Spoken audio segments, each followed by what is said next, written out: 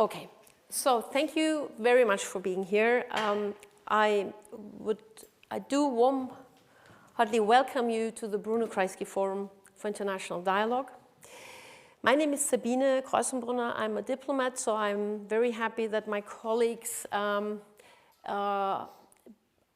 suggested to host you here, which is a great pleasure and honor for us.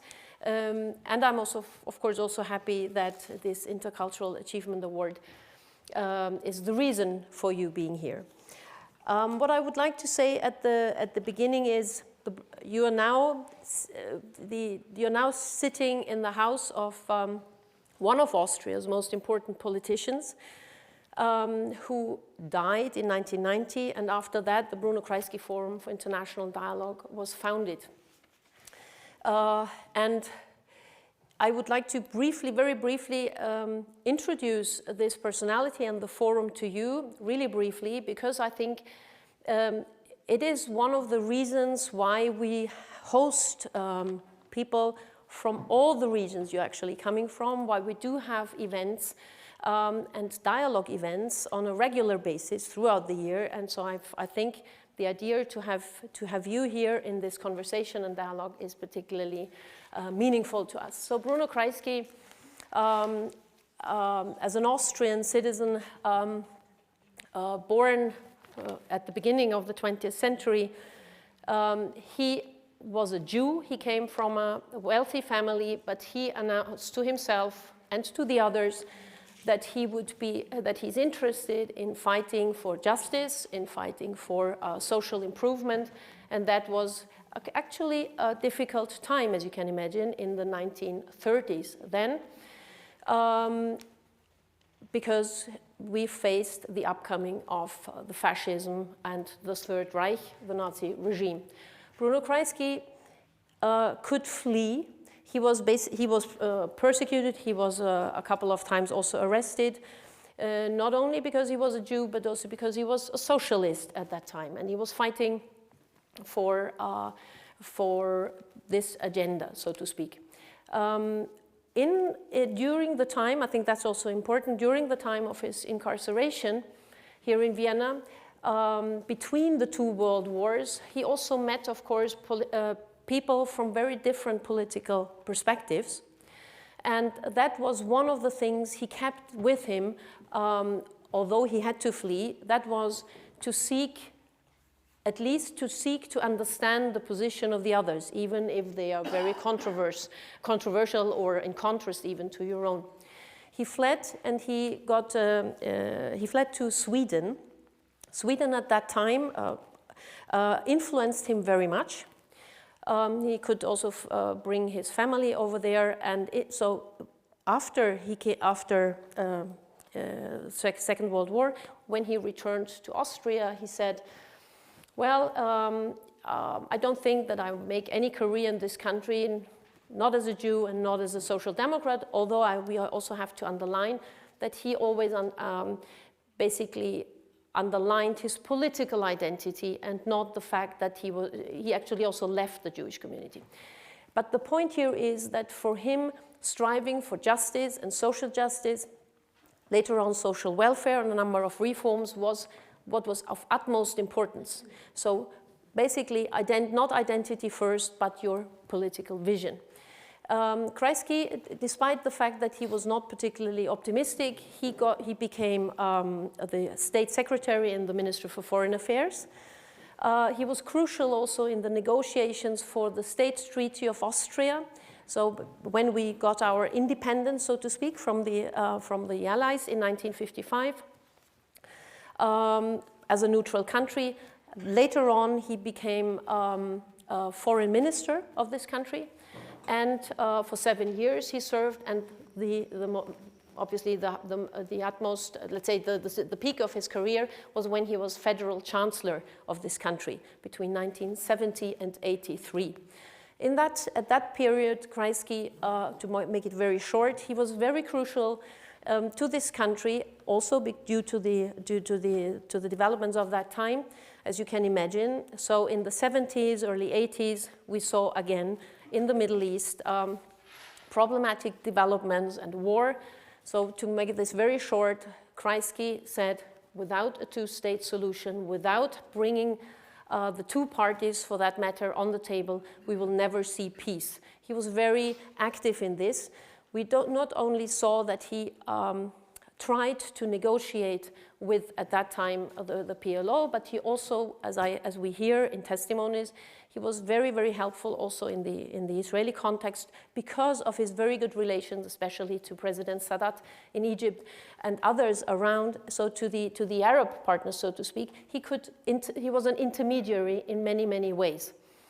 At that time, if you recall the Cold War, the upcoming, I put that short, Helsinki Act, so the Conference for Security and Cooperation in Europe, it was also Kreisky for Austria who signed the agreement, who was very interested in finding a multilateral solution for many problems. So what we now have today, or the OSCE, he was the federal chancellor who was crucially and also negotiating in this process. Because today you went, I understood, to the United Nations, it was Bruno Kreisky who, as a multilateralist, believing also, and again, in that time, very important, he argued from a very top-down position, I should say, he argued strongly for having the headquarters here in Vienna. And this was not accepted by many, by other political, not even in his own party. So a lot of people said, why, this is expensive, why do we need this? But Kreisky said, no, United Nations, very important. Yesterday evening, you were hosted by a partner institute, the Austrian Institute for International Politics. Kreisky founded this institute in the 70s, sorry. Also in relation to development policy and a number of other things. It's not only because he was a particular charismatic character and good politician, but also due to the time Austria, of course, after the Second World War and after becoming independent, we needed this kind of international outlook.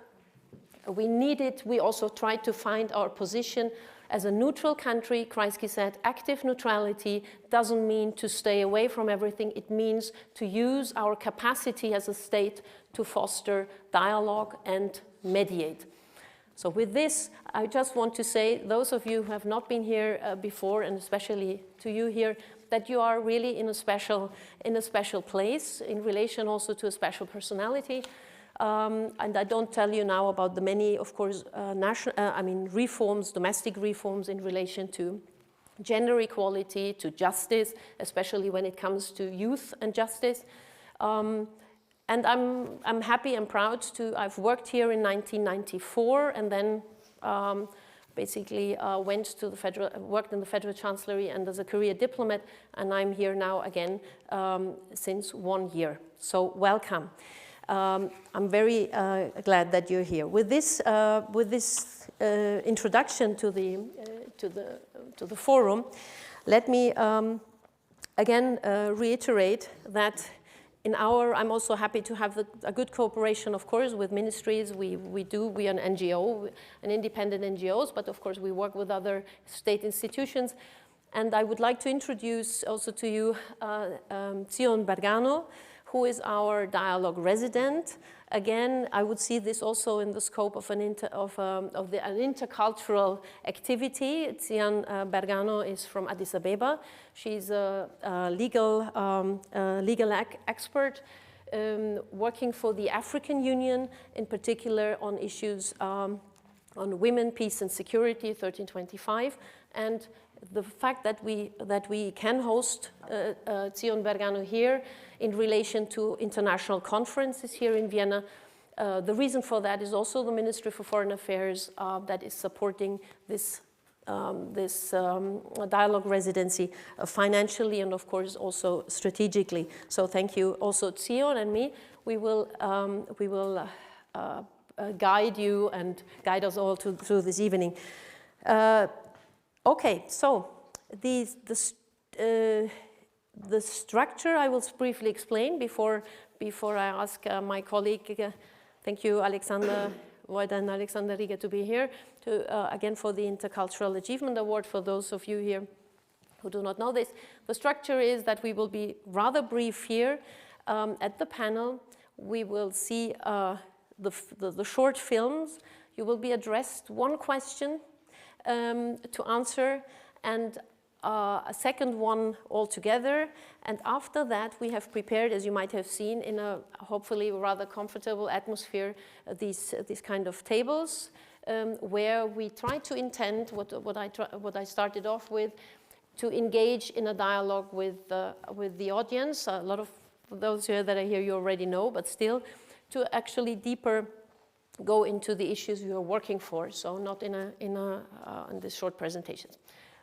With this, I welcome you, thank you, and I ask Alexander to take the floor. Thank you.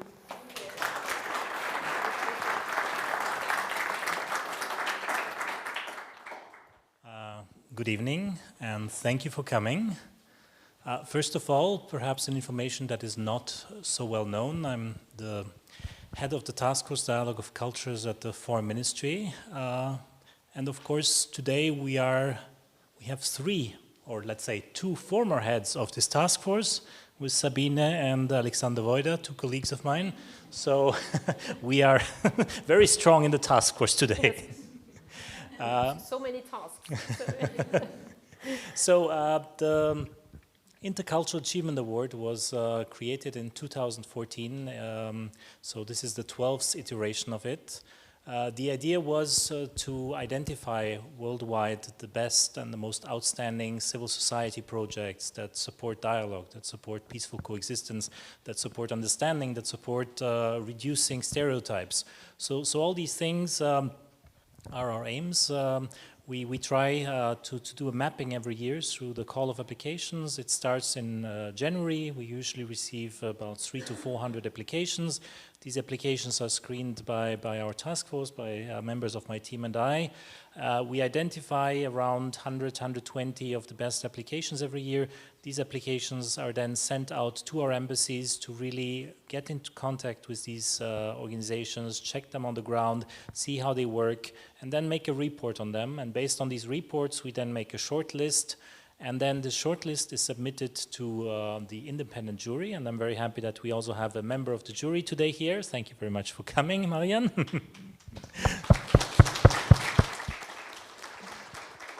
So, and based on that, then we identify every year 7 applicants. And of course, you know, we have 7 winners, but at the end of the day, most of the organizations that make it on the short list are already really top of the pops. So it's always a very hard task, and I'm very happy I don't have to take the decision myself, for the jury then to decide which of the projects are actually going to win this year. And of course, we try to evaluate many factors on what makes the winners, but I think this year we really have an outstanding group of organizations, outstanding in their diversity, in their topics, and we are very much looking forward now to seeing the videos, to presenting the projects to you, and hopefully then have some very interesting questions. Thank you very much. Thank you, Alexander. So we start with Croatia. Thank you, Dan Spitzer. Yes. True. Thank you for being with us. Boranka, we start with the video of from Croatia. Boranka is Europe's largest volunteer-led reforestation campaign, launched by the Scout and Guide Association of Croatia in response to devastating wildfires that severely damaged Dalmatia's landscapes. Since 2018, the initiative has mobilized more than 11,000 volunteers to plant over 130,000 seedlings, acorns and seeds in fire-affected areas. Volunteers include scouts, students, teachers, firefighters, local residents, veterans, Red Cross members and international participants, all united by the goal of restoring nature and strengthening social bonds. Beyond tree planting, Boranka emphasizes environmental education, teamwork and active citizenship, turning ecological recovery into a civic movement. Its success stems from strong partnerships between civil society, public institutions, and private companies. Since 2021, the project has expanded to North Macedonia, Montenegro, and Bosnia and Herzegovina, sharing best practices and inspiring similar initiatives abroad. Boranka stands as a powerful example of how environmental action can foster community spirit, intergenerational cooperation, and cross-border solidarity in protecting the planet. Great. Bruno.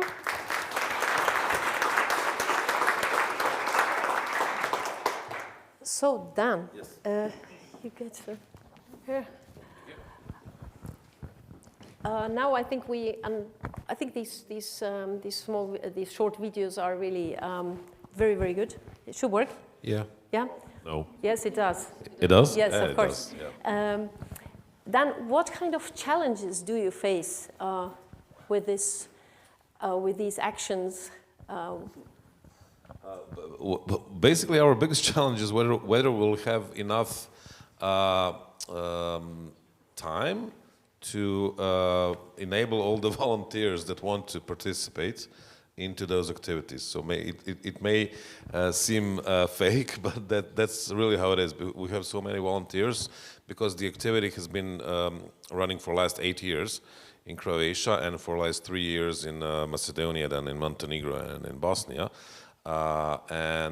We collaborate with the now very big number of companies, institutions, schools in Croatia, and the number of volunteers is it's so huge that we don't have enough capacity in terms of activities to bring that many volunteers that want to volunteer in those activities. 8 years ago, when we started this, there was basically none of these initiatives to replant trees or to plant trees in the fire devastating areas. Now with Boranka, there has been so many new initiatives in Croatia, in the region, so we are proud that this started something beyond our imagination, basically. So when we talk about the challenges, we sometimes joke that hopefully we'll have less volunteers, but we are really glad that it has gotten to the people, especially to the youth, that they understand the necessity of these activities and their responsibility in the society. Okay, thank you. So absorption capacity somehow, right? Thank you very much.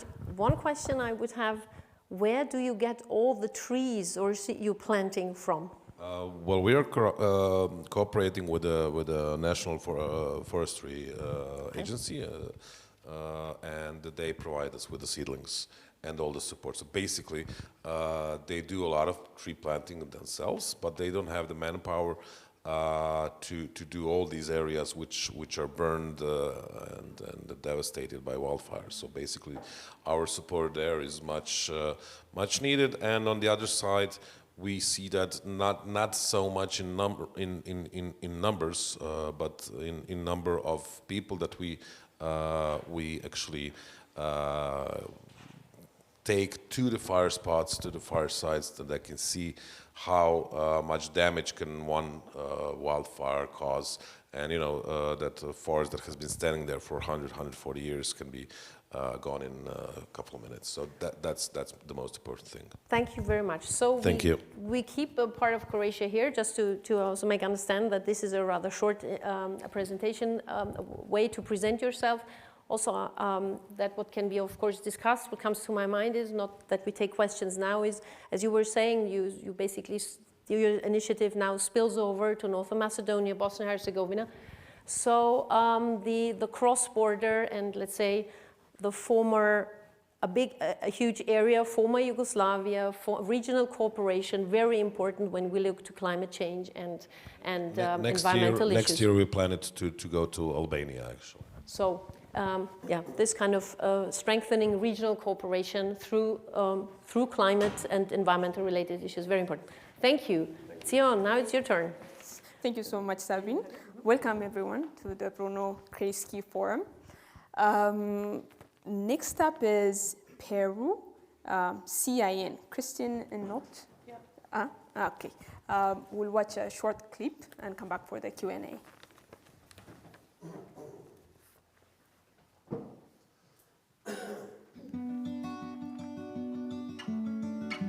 The project Christen in Noord supports indigenous communities in Peru's Amazon rainforest, where illegal gold mining has caused massive environmental destruction and deep social disruption. These activities devastate nature and endanger the traditional, spiritual and cultural identity of local people.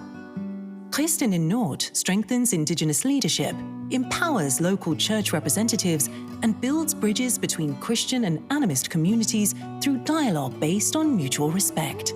The initiative provides legal aid, awareness campaigns and sustainable projects that protect land, culture and faith. By combining ecological protection, social advocacy and spiritual empowerment, it helps communities reclaim their voice, defend their environment and preserve their traditions.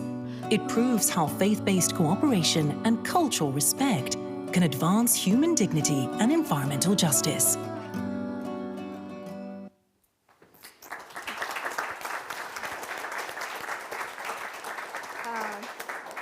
Wonderful. Congratulations on your achievement and for carrying out this important initiative. If I may ask, our question is, what are the key constraints and obstacles that you face in delivering the programs? Sorry, the obstacles? And constraints, yes, challenges, yeah, in delivering the programs. ¿Cuáles son los problemas en tu trabajo? El problema que nosotros tenemos es el impacto de la minería ilegal, que afecta con el agua, con el agua que nosotros tomamos del diario, el pez que nosotros también comemos del diario y otras afectaciones que viene haciendo desbrozando los bosques. O sea, cuando hay minería, los bosques se depredan, se van cayendo y queda tal como el proyecto que estoy mirando del compañero que está acá, se queda como nada, mueren los árboles.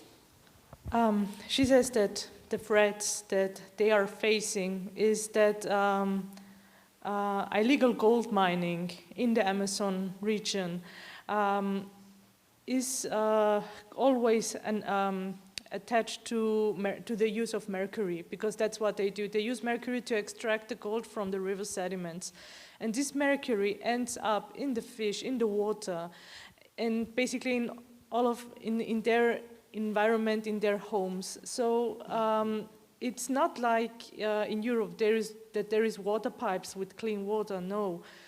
They drink the water from the river. They eat fish every day, 3 times, in the morning, in the evening, for lunch.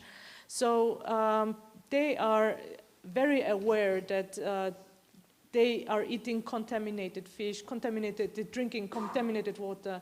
And imagine something like that in Europe, that with every sip of water, you're actually harming your body. So this is her reality.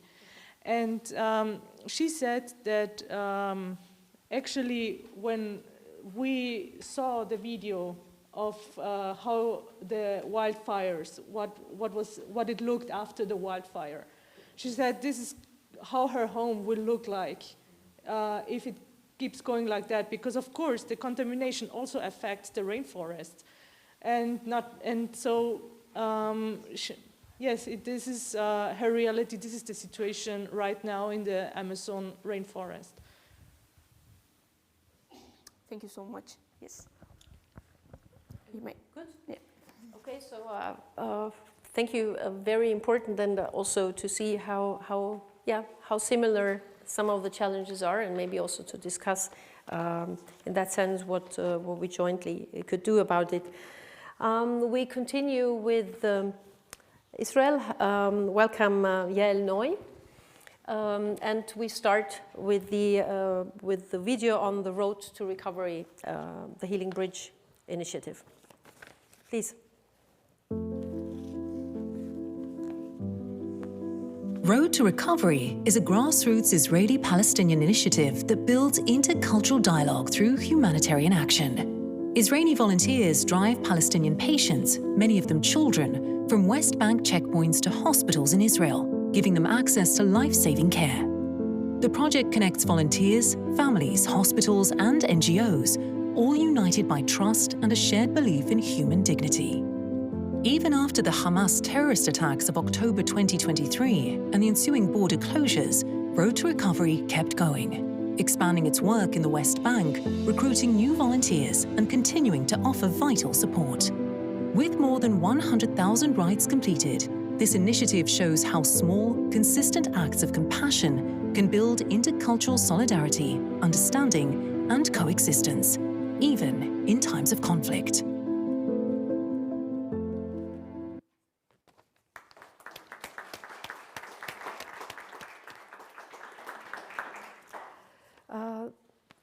Yeah, thank you for being here. And as it was underlined here, the promoting respect, empathy, and solidarity is very important. And it might, in the difficult days and times of war and atrocities we have seen now in the last two years, it might be a bit awkward to ask, what are your challenges?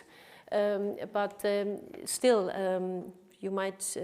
I would like to ask this, and maybe also on a positive note, or maybe since you are mainly working in the West, of course, in the West Bank, as I see, is there something?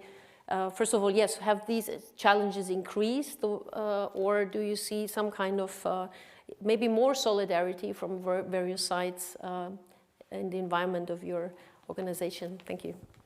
So first of all, I want to thank you for inviting us, and when I get into here, I feel like at home. So really thank you very much. It's a very, very special place for me. And we are facing a very big challenges for 2 years, even more than 2 years. To keep on doing our work now in the middle of a big war, a terrible war, daily. First of all, the 7th of October in Gaza, and then what's going on now in the West Bank. And just to do what we're doing now in Israel is a big challenge, because if before the 7th of October we were very lovable in Israel, you know, everyone loved our organization and said, you're doing the right thing. Now, sometimes we are, they look at us like we are traitors. I think this is the one, because it's the Israeli people now don't like very much to help the enemy, so-called, the Palestinians. And our organization and all of our volunteers look at them like our neighbors that need help. So we are really doing our best to help our neighbors even now in this very, very difficult time. And I think the big challenge is to keep on going, and we need the help of Europe, we need the help of you that we can do it, because in Israel we cannot get any help now. Not from our government for sure, but also not from the society. So thank you very much. Thank you. Thank you very much. Yeah. Also, to underline that, I said this also in my introduction, among the many activities and programs and public events we do, of course, the situation in the Middle East, Israel, Palestine, is close to our heart. And I just want to underline one thing, what you said, to really support those who, during these difficult times of conflict, still stay with empathy and solidarity and do not give up on whatever political solution. This is not our topic here, but to stay with this. And we had also here Israeli writers. We have here people from Palestine or Palestinians that find themselves increasingly alone. And I think so an award like this, and also to share these experiences, we also feel that this gives actually, it might not, it doesn't provide us with the solution, but it provides us with sort of strength and optimism. Yeah, of course, yes. I remember in the beginning of the war, a lot of public were calling us and asked us to talk, and I said, it's not only that we need your money, we need your good eye on us. We really need to stand with us. so it's just what you said. So thank you very much again. Yeah, so standing together. Yeah, thank you very much. Please, yeah.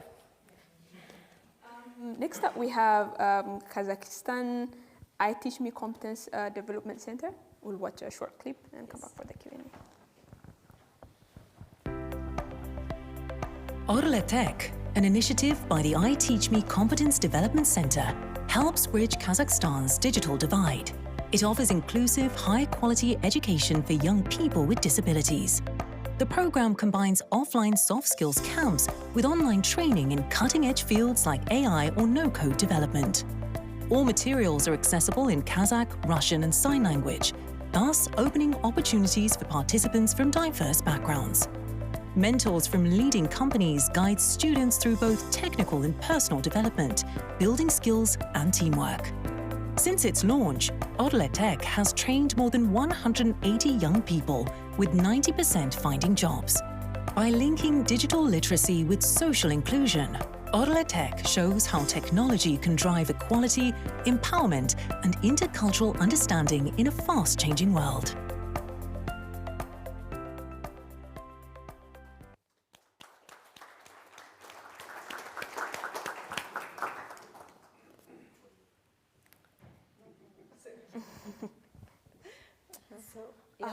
Yes, congratulations again for this wonderful achievement. So my question for you is, from your perspective, what are the challenges that you face in carrying out your activities? Какие у вас трудности, если вы работаете в вашей работе, какие трудности вы видите каждый день? Спасибо за возможность рассказать о своей работе. Thank you very much for this opportunity to speak to you about my activities and about my work. С какими трудностями мы сталкиваемся? Это в первую очередь низкая самооценка самих людей с инвалидностью. The first issue or challenge that we see and that we observe is the very low self-confidence of people with disabilities. So they have very low self-confidence, and we work on that. Отсутствие доступной инфраструктуры. Не каждый человек с инвалидностью может выйти из дома и пойти в школу, получить достойное образование. The other challenge is that there is a lack of infrastructure for the society, for the people with disabilities, just to have sufficient access to school, to education, and to the infrastructure that we are used to have. И, естественно, у них образование низкое, и квалификации, профессии как таковой нет, и они не могут самостоятельно работать, зарабатывать. So the people with disabilities have, in general, very low level of education, and they don't have these opportunities just to find the job and to find a good training and a good education. И именно использование технологий, интернета помогает им безбарьерно обучаться, получать профессию и становиться самостоятельными. So our work is now just to find the solutions by bridging this gap with IT solutions, with digital education, just to bridge this gap between people who have all this access and between the people who have disabilities and do not have this access. So our solution is through digital services and education. Но это не просто так, потому что нужен особый подход. Некоторых наших учеников мы обучали с нуля, даже базовые компьютерные не знают. This is not so easy because we need a special approach to this problem, and we also need the equipment, the computer equipment, IT equipment, and everything what is necessary for that. И у нас есть цикл, когда мы обучаем soft skills, потом hard skills, потом уже трудоустройство. Soft skills and hard skills, yes. Yes. Это уже в Kazakhstan. So in Kazakhstan, they also use these terms soft skills and hard skills, and their training programs include this education in soft skills and hard skills. So to soft skills is something like the communication with the people, and hard skills is maybe your qualifications, your work that you are doing.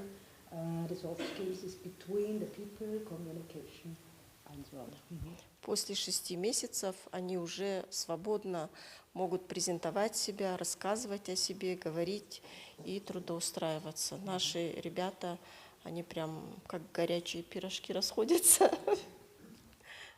So that means already after 6 months, they are already in a situation or position that they have sufficient education, that they can find jobs for them, that they have also their self-confidence which they need for their profession, and they are ready, so like hot rolls or hot bread to sell. So this is what she said now in Russian. So they're really ready for the market and for the job market, just to really be part of the society, like integration in this society. Спасибо. Thank you. Thank you. Very much. Yeah. Okay. Yes. Thank you so much for what you do. Yes. This will be amazing. Also a lot of similar challenges. So we can also learn from you. Now we continue with Uganda. So thank you, George William Makira, for being here. So we first will watch the clip.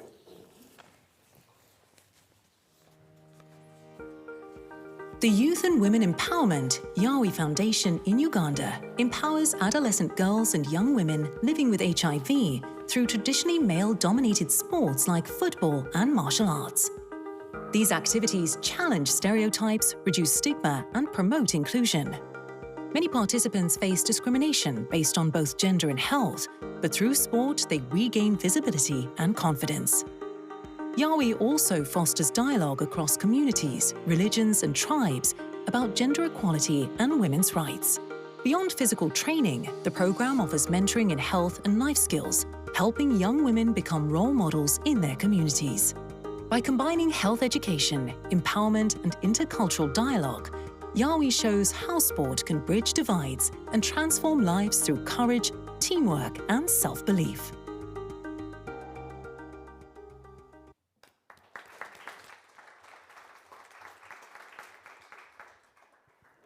So, George, also the question goes to you, what particular challenges do you see? And have you seen that, let's say, also the prejudices we also have had or still have in our societies towards people with HIV and also women in sports, right?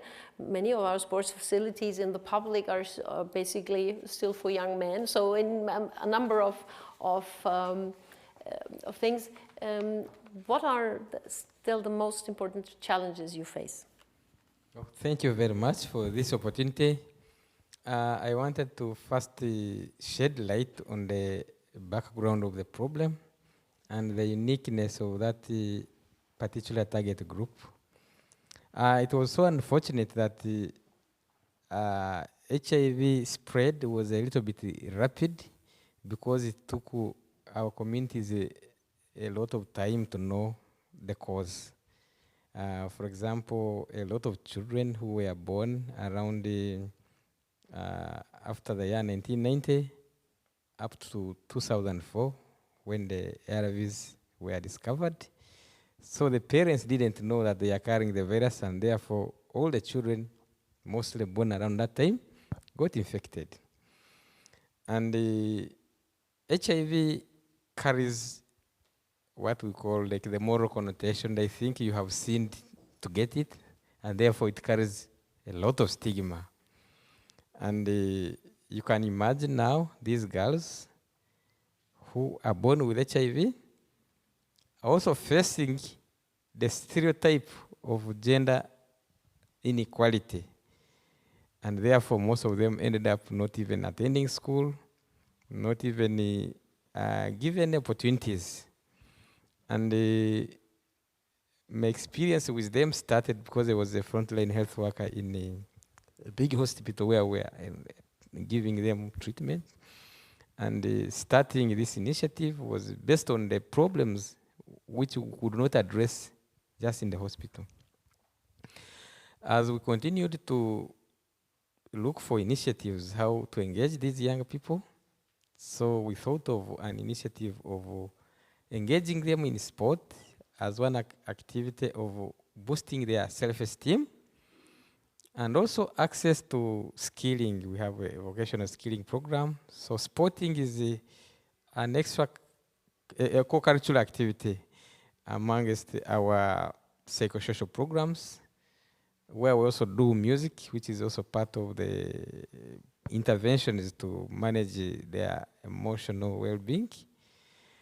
As we try to implement this initiative, the major challenge actually, the community doesn't appreciate it because it's actually against the cultural norm.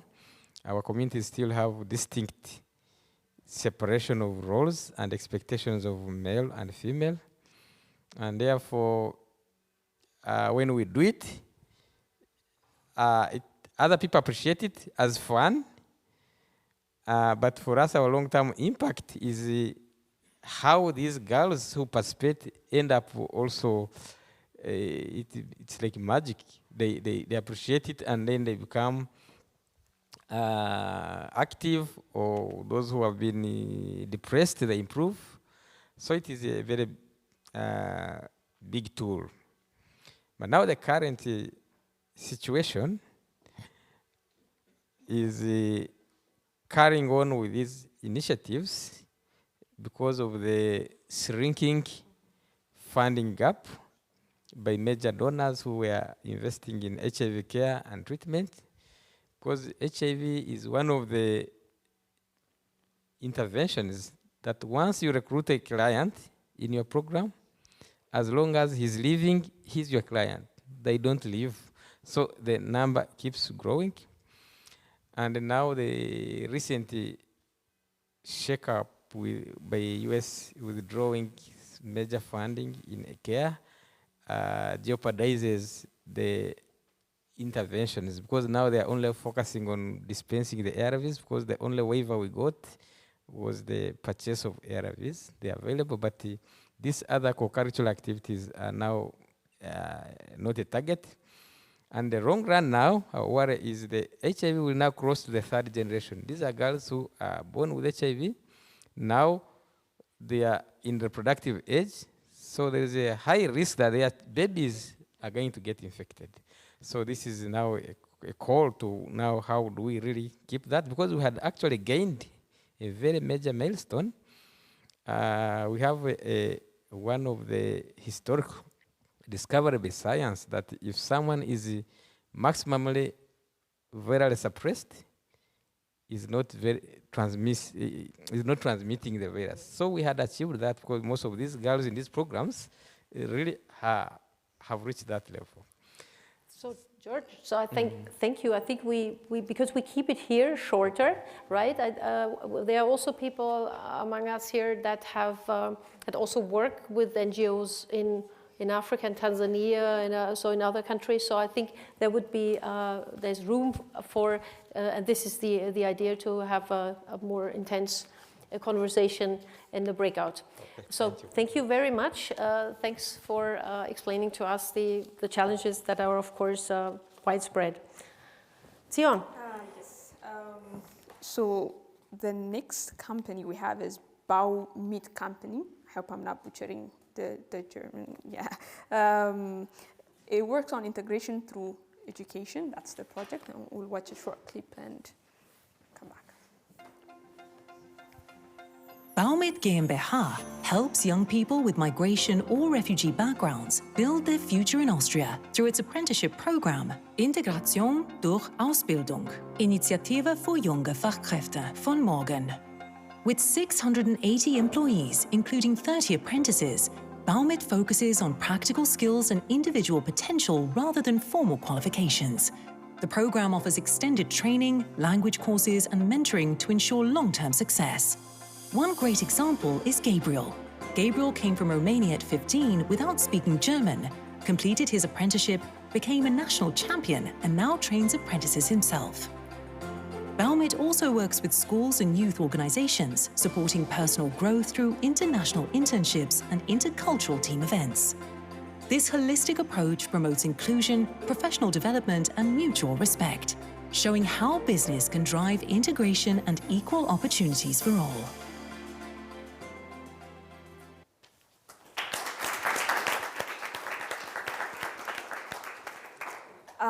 Thank you so much for this important initiative.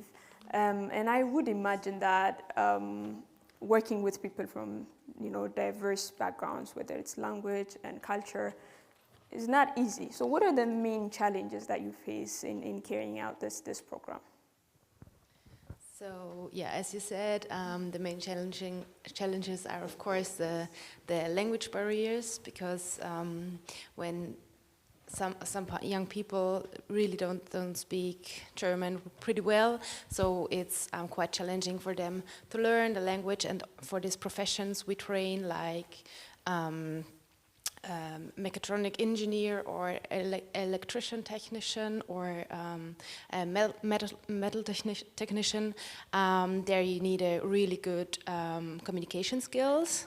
And also if they go to vocational school, it's quite important to speak German. So we try to offer extended apprenticeships, so they have a longer time to do their apprenticeship, and there we can also offer language courses and also individual support if they have any needs at a specific part where they need a little more help. So, and another challenge is of course the different school background. So for especially Gabriel, for example, he came from a completely different school background. So he had, despite his really good technical skills, he had to learn a lot of other things, because we want our apprentices to pass the exams and successfully end their apprenticeship. So therefore it's not only important to be very good technical skilled, but also to be able to pass school. So that's quite a big challenge to we try to work on with them. Well, congratulations again, and thank you for continuing to do what you do. Thanks for the opportunity to be here.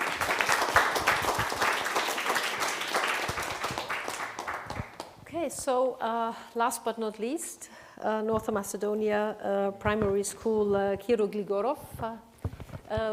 Please, first we watch the clip and. Mike and Pen, Kids Tell It Best, You Think, is an innovative media literacy project run by primary school Kiro Gligorov in North Macedonia.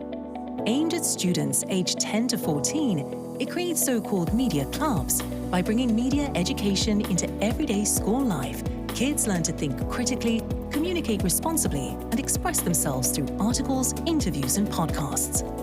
By combining school newspapers with digital tools, the project teaches students to spot misinformation and navigate media with confidence.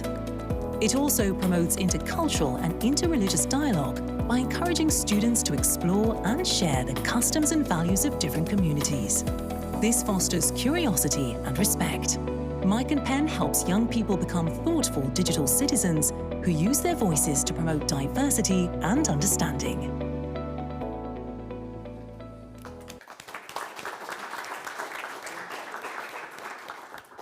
Jana? Ineka, I'm sorry, yes, sorry. Ineka. So, surely a very important project, and coming to the challenges, my question would be, what do you think the pupils here aged 10 to 14, what is, let's say, what do you think is the gravest misinformation and sort of they are confronted with at that age through social media? So what kind of content are you confronted with to sort of to deal with and to, as you were saying, and to teach critical thinking? please. First, we must understand. We must understand that the children nowadays, they live in a digital era, so it's pretty much different childhood of what we had. And yeah, okay. And of course, they all have smartphones, so a lot of social platforms and a lot of information that are out there circling in the internet can reach the children, and they're not always age appropriate. And there are also a lot of informations that are created with artificial intelligence. There are also malinformation and misinformations out there. Unfortunately, children cannot easily spot them. And for a young mind to create its own standing point, its own opinion, they use what they have around them. So it's, I think it's crucial for the children to be able to spot that and to put it aside and not to create their opinion of what may circle as an information.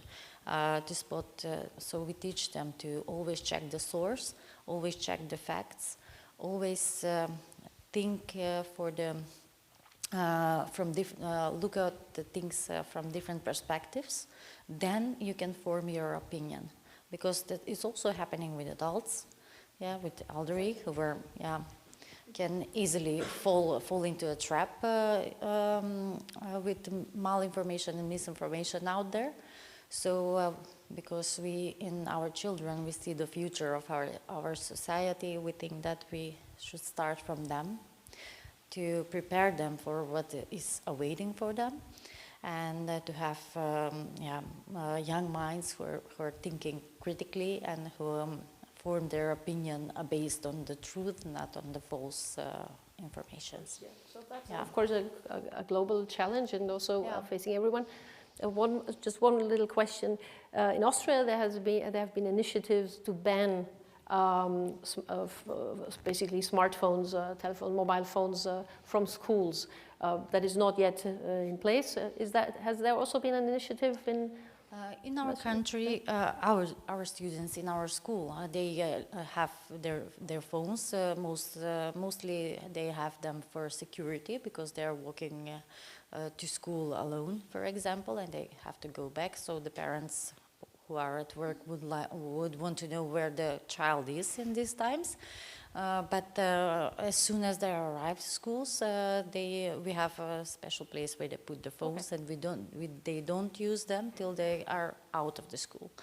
But when we have digital tools in our school that we can use for them to research, but then it's a little bit more controlled by the teachers of school, of course, of what media will pass the strainer of good information, or the truth information, so that they can do a research.